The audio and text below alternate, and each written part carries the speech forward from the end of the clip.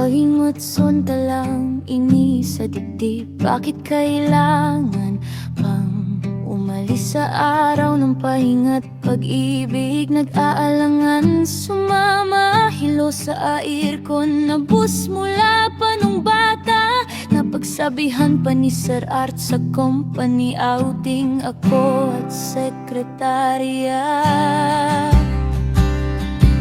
Maagang gumising, mainom na bonamina sa sikmura, pero sumakay pa rin, suot ang puting shirt at asul na saya. Inis pa rin ang loob habang mundo'y umaandar. Di ko alam, may kwento palang magsisimula sa paglalakbay na to bigla.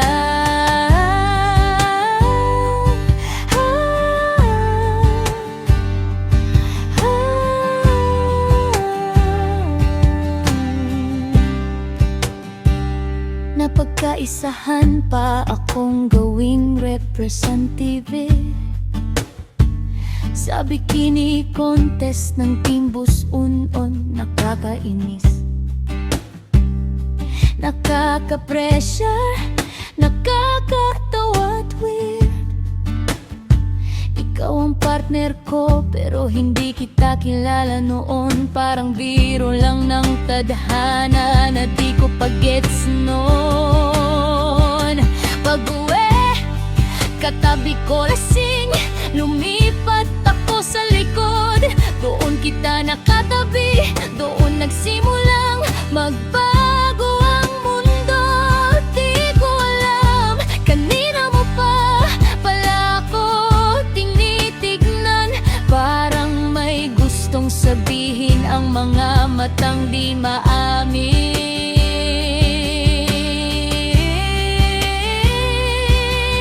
Tinanong mo kung nilalamig ako, sabi ko oo, pero wala kang jacket na inabot. Nakainis ka, di ba totoo? Pero bakit ganun? Kahit inis ako sa'yo, may something sa presensya mo hindi ko maipaliwanag na buo. Kinabukasan, nag-chat ka, lalo akong nainis. Panaiwas ako, pero ang kulit mo parang hindi sumusuko sa gis. Niloodan mo pa ako, akala mo ba wala akong pangload? Nakakatawa ka, parang sigurado kang ako'y mauto mo. Pero may sikreto akong matagal nang tinatago. Sa gitna ng inis ko, nagandahan ako sa'yo. Sa mga mata mong parang kayang basahin ang katahimikan ko. Unti-unti pala ikaw ng paborito ng puso ko.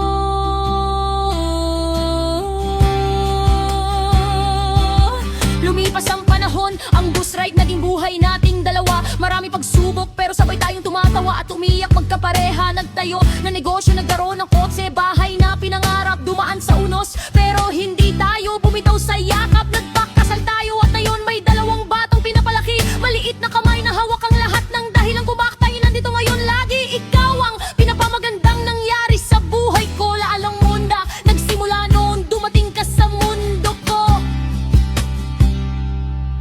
Madalas akong mainis, madalas akong may toyo, alam mo yan.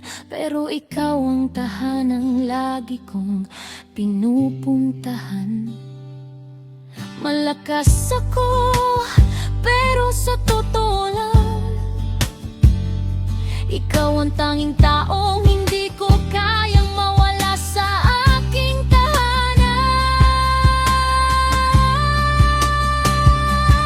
kaya mahal, pasensya na sa utak kong magulo. Sana habaan mo pa ang pasensya mo sa akin araw-araw ko. Gusto ko lang sabihin sa bawat gising at tulog na sobrang na-appreciate kita.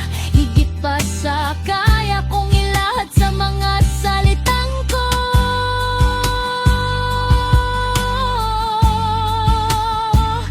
Salamat sa pag-aalaga sa mga bata, pati sa akin.